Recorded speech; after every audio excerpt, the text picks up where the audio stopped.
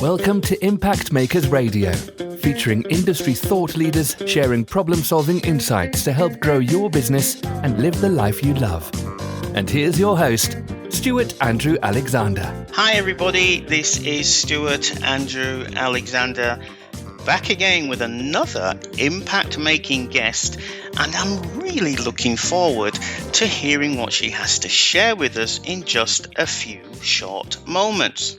Now, today's guest is someone who is a certified brain-based coach of the Neuro Leadership Institute's ICF accredited coach training program, as well as a certified trainer for Dale Carnegie training since 2003. Now, as a coach and trainer who specializes in brain-based coaching, communication and interpersonal skills training, she has helped her clients, ranging from mid to C-level executives of varied industries, find relief from the internal blocks that have held them back from achieving their personal and professional goals. They are better able to cope with stressful situations. They experience the ability to be more influential. They find power in their ability to communicate while making positive impact upon others. They feel a heightened sense of clarity, awareness, and self-confidence. And she's here today, ladies and gentlemen, to talk to us about some of the problems, the obstacles, and the misconceptions surrounding the people she has a passion around helping the most and who need to gain an edge so they can think and communicate for maximum impact. Ladies and gentlemen, please welcome to the show, Jackie Kellso, President of PointMaker Communications. Jackie, are you there? Welcome to the show. Yes, Stuart, thank you so much for that wonderful introduction. Well, you deserve it. You've done a lot of things in your life, and I'm reflecting everything back out there, which is a reflection of all of your efforts. So really, really happy to have you on here. Thank you for taking the time out of your busy day to be with us. Thank you. I'm so thrilled to be with you today on this show. You're so welcome, Jackie. You're so welcome. So, Jackie, let's just set the tone for the rest of the show. And if you could just briefly describe who is it that you help, or in other words, who's your perfect prospect? My perfect prospect is someone in a leadership position who is in some sort of pain, has some level of suffering that is happening, and an awareness of this suffering, but's not sure how to resolve the problem. They usually have an inclination that it could be what they're doing, the way they're communicating, or the impact they're having, and it could also be a lack of being able to manage other people effectively, especially difficult people. And so they really want to focus on improving their professional skill set in the workplace. Okay, that sounds very interesting, Jackie. And please tell me, while you were out there working with these companies and with these leaders who need to gain an edge so that they can think and communicate much more clearly and for maximum impact, what kind of obstacles have you found that prevent them from achieving that desired outcome? There could be a multitude of obstacles in the way. And the interesting thing is, most of the time, it's because people want to be able to control what's happening around them, and they have the inability to do so because we all can't control what's around us. So it's really a need to control what's not possible to control. That's the primary obstacle, which gets in the way because that really involves the way we think about things, the belief systems we have, which really become obstacles to success. And then certainly lacking a skill set to communicate effectively, or having a poor attitude, or feeling hopeless. Not having people skills is certainly a detriment to leaders. And what it comes down to is when there's a lack of self-awareness or awareness of others, is when people find themselves having the most amount of obstacles to deal with. And then there are other things like not being able to manage emotions or having a low self-confidence. These are some of the things that really prevent them from achieving their goals and the desired outcomes, as you said. So, Jackie, one of the things that you just mentioned was leaders not having sufficient people skills. Right. So that, in my mind, and I'm sure in the listeners, kind of equals a big challenge, right?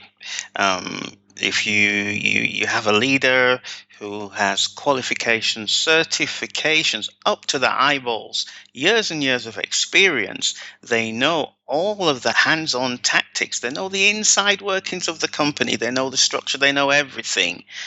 However, people skills, if they don't have the people skills, go a little bit deeper into that. Maybe name an example without giving away any names because of client confidentiality, but just go a little bit deeper into that for any listeners out there who themselves may be thinking, that sounds like me. I really need to work on my people skills. Maybe you could just shed some light on that for us, please, Jackie. Sure. The lack of people skills has a wide range to it. It could be not being able to perceive how someone else is feeling. And usually we can see that nonverbally. In fact, nonverbal communication has much more power in the bigger picture than even words, because it can really register what people are really feeling, even though they may be saying something else. So people skills can range from not reading people adequately or accurately to being too aggressive with them, and as a result of being too aggressive, putting people in a state of fear or threat, which literally shuts down their thinking part of their brains and creates fear. So that could be on the other extreme of a lack of people skills, is putting other people into threat through bullying or aggression. Another lack of people skills could be just diplomacy, not knowing how to present something, or maybe a criticism, or whether it's constructive or asking someone to do something a little differently. It could just be not saying it in a diplomatic way. It could be too rough and gruff. And so people skills, there's a wide range of it. And there's one other aspect, and I think this is really important and speaks to the Dale Carnegie side of my training, which is not appreciating people, not recognizing them for their unique strengths, their unique abilities. And when, we've seen so much research on employee engagement where we know that most people actually leave their work because of a poor relationship with their direct supervisor, and because they don't feel that they are valued as unique individuals. So when we talk about people skills, it is very much to do with recognizing people for their uniqueness. And I have many, many examples of it, including having been an employee and having had bosses who have poor people skills. So I could go on and on with examples, but in general, these are the things that when we talk about people skills, the range that we're speaking about. Okay, Jackie, thank you for sharing that. That's some really, really useful information. Now, you just touched on the topic of people skills, on the lack of people skills and some of the consequences that can happen when that's apparent. You also touched on the non-verbal skills, and obviously that's not just within the workplace, but also within private life. I know that from my partner. I say, hey, your face is saying something completely different to what's coming out of your mouth, right? She has a face. She talks with her face. And I always say, babe, you can't hide anything. I see everything in your face. And she's got her little thing with me where she says, you're up to no good. You've got that cheeky face, right? You're about to do something. You're about to do something cheeky. And she's always right, because I just got this giveaway face. So the non-verbal cues you mentioned, very, very useful. And especially for people who have been in the situation that you mentioned of not feeling valued by their boss, right? Not feeling appreciated. So Having said all of that and all this great experience that you have, why should people actually, even though it sounds obvious that you're an expert and you know what you're doing, I am the voice of the listeners out there. So for those that have a little bit of doubt, Jackie, why should people actually become your customer? What's your magic ability? Oh, I love this question. Thank you for asking it, because as a coach, there are many people who do what I do. There are brain-based coaches. There are trainers of all kinds of things related to professional and personal development.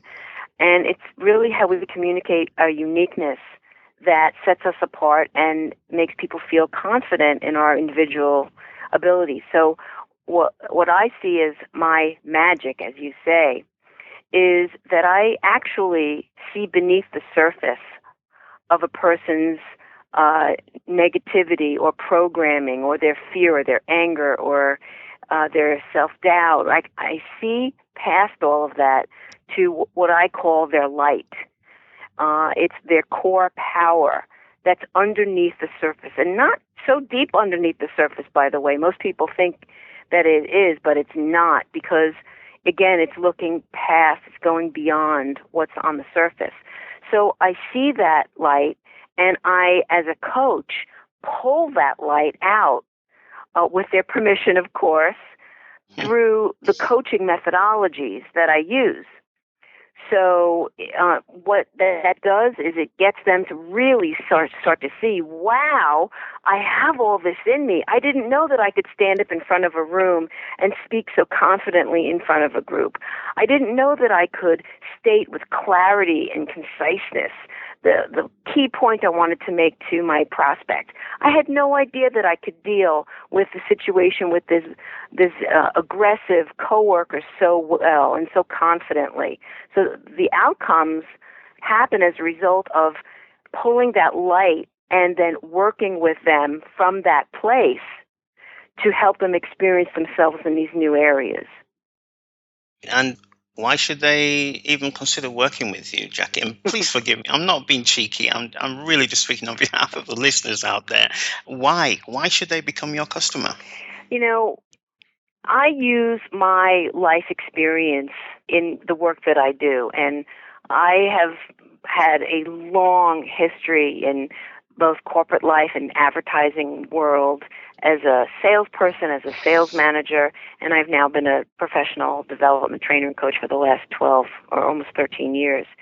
And, I've really been around the block, and I've had a lot of my own experiences, my own journey. In fact, what started my journey was when I was at MTV Networks, where I was selling advertising, and my boss said to me, I'm going to fire you. And I was like, why? I'm billing millions and millions of dollars for this company. He said, because you bully people, you're too aggressive, you yell at secretaries, you yell at your clients, you make everyone afraid of you. So you're going to have to go unless you change. And he sent me to Dale Carnegie. He sent me to the grandfather of the professional development programs, which is around how to win friends and influence people, which is Dale Carnegie's famous book. Hold up, Jackie. Hold up. Is it the Dale Carnegie that I'm thinking about that sold millions and millions of books around the world in so many different languages that I couldn't even have the time to count them? Yes, sir. It is the Dale Carnegie. And in fact, Dale Carnegie celebrated its 100th anniversary in 2012 and is in 80 countries around the world, is in 36 languages, and the book is a best-selling book on Amazon and everywhere. It's a must-read. And so the course they sent me to was the foundational course based on that book, and it changed my life. It changed my life so much so that not only did I not get fired, but I knew that I was on a path down the road to do the work. And so it was then in 2003 that I became a certified trainer there. So it turned me around.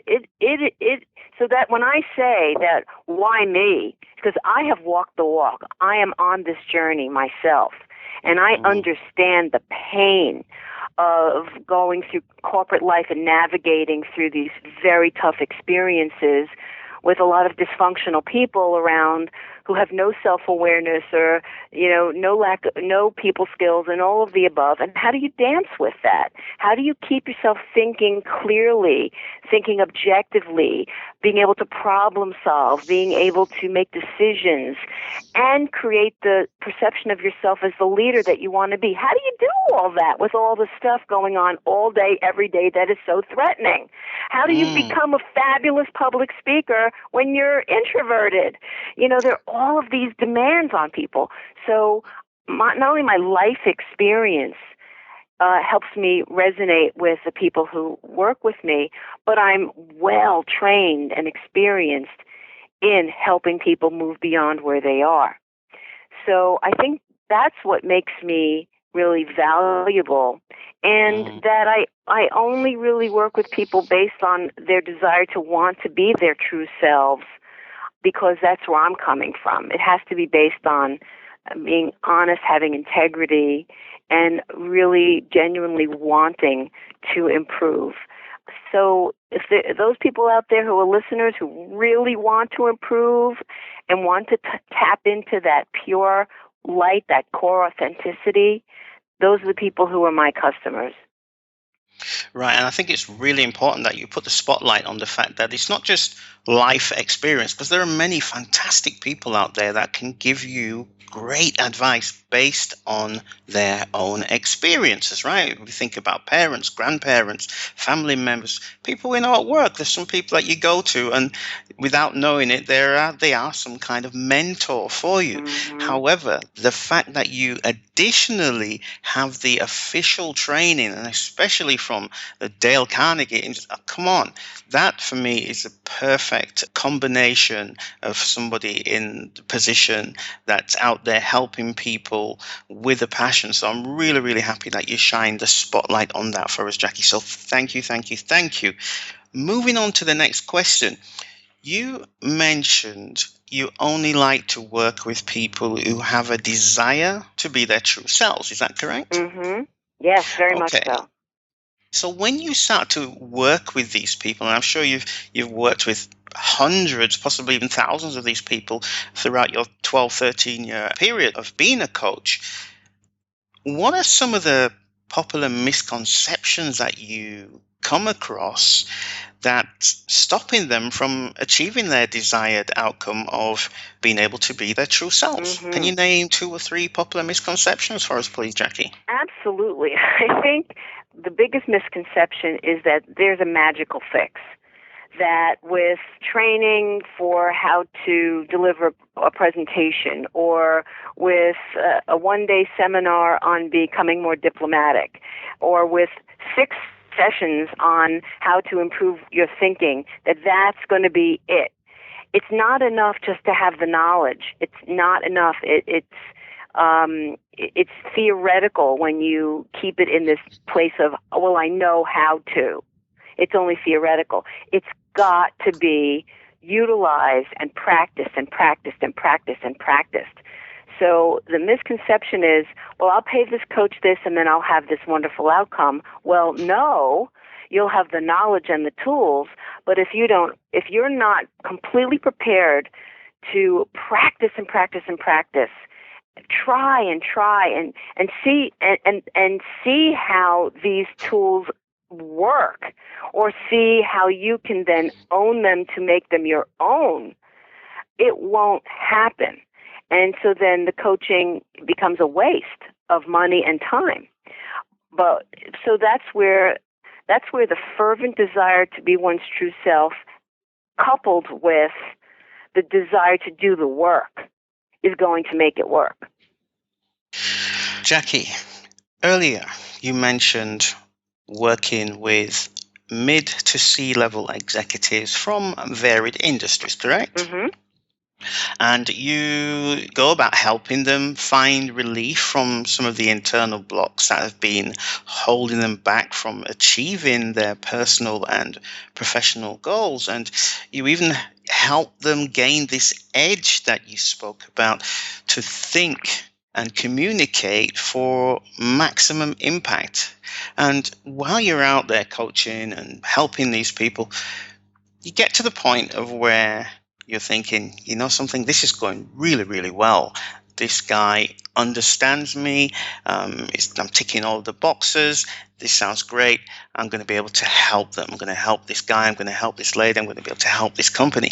But then all of a sudden they turn around and say, Jackie, I'm just not going to do this. I can't do this. Mm-hmm. And for whatever reasons, what are the reasons why people don't buy from you? Why are the reasons that they don't accept your help? Boy, do we all, as coaches and trainers, know this experience.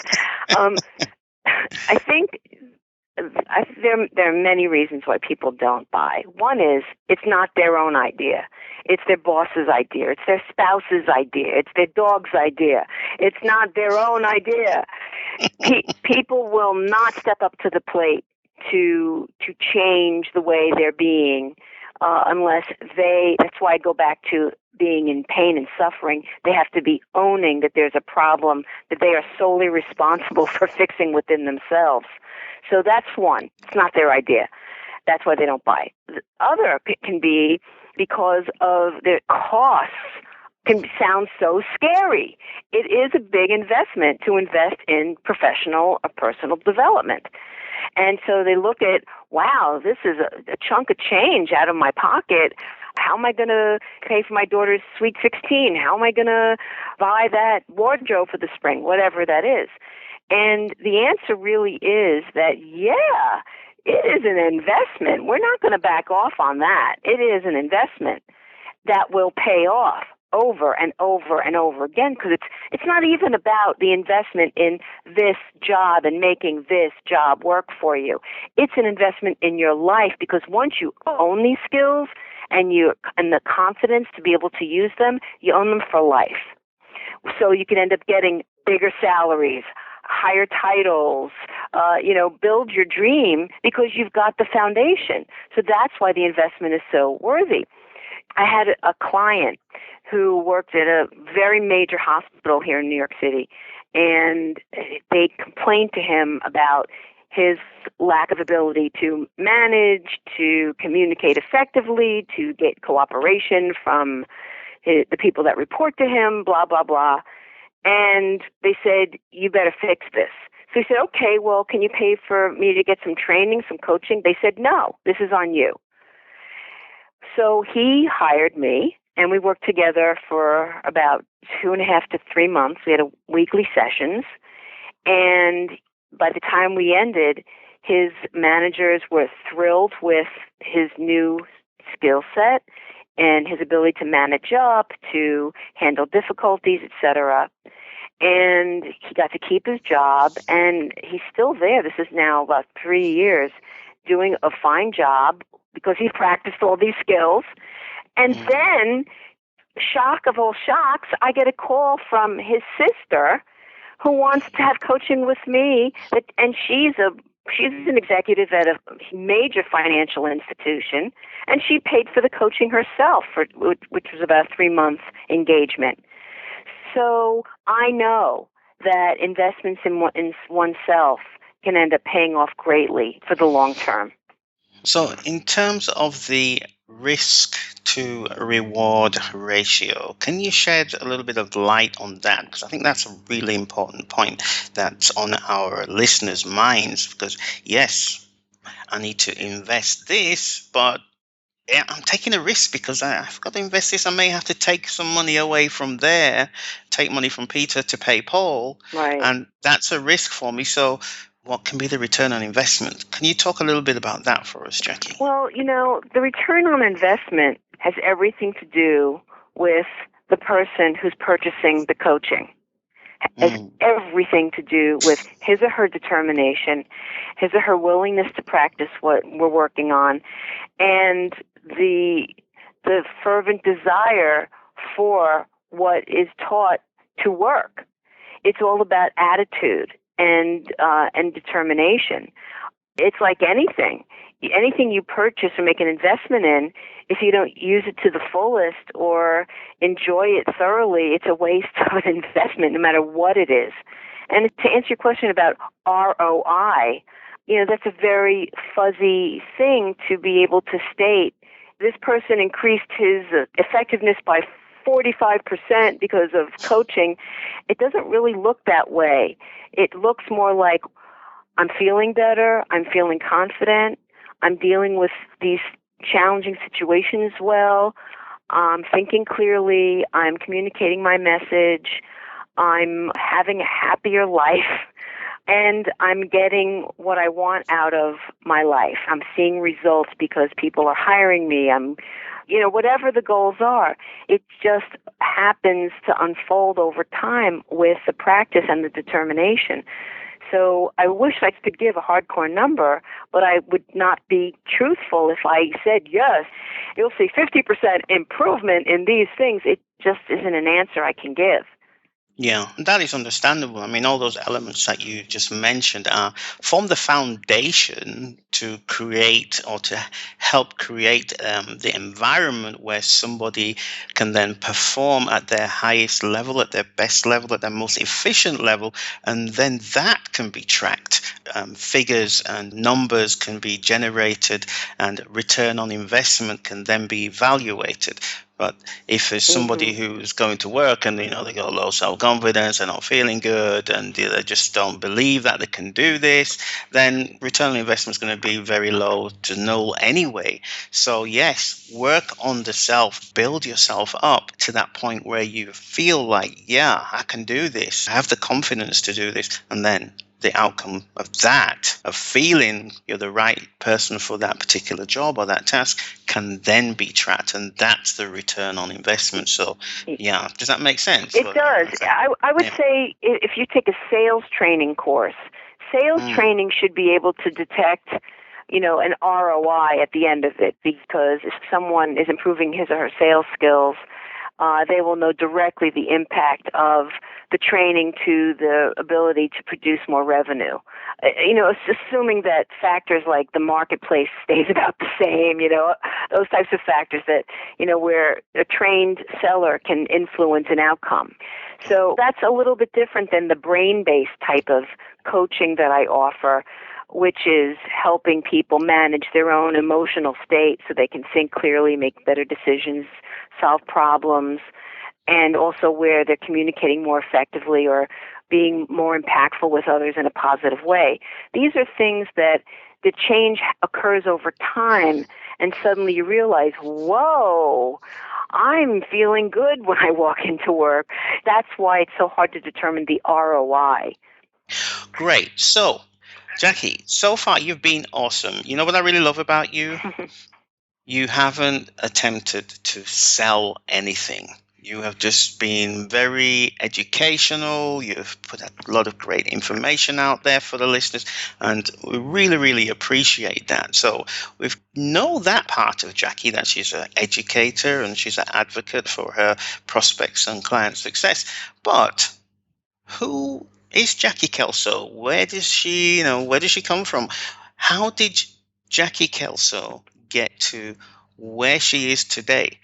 Share a little bit about your backstory. Maybe what influenced you? Was it a book, a movie, people you knew as a young person? Please just briefly go into your backstory for us, Jackie. Oh, well, thank you so much, Stuart. Well, I am a New Yorker through and through.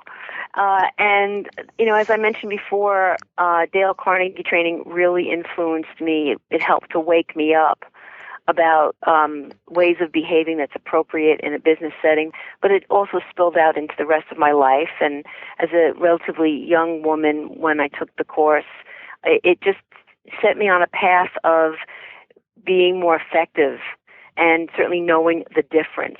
And I recognized that, we're not born knowing when we walk into corporate life a way of being. We're not born with that. We have to learn through painful experiences the things that we need to do to change. So that was a huge gift to me.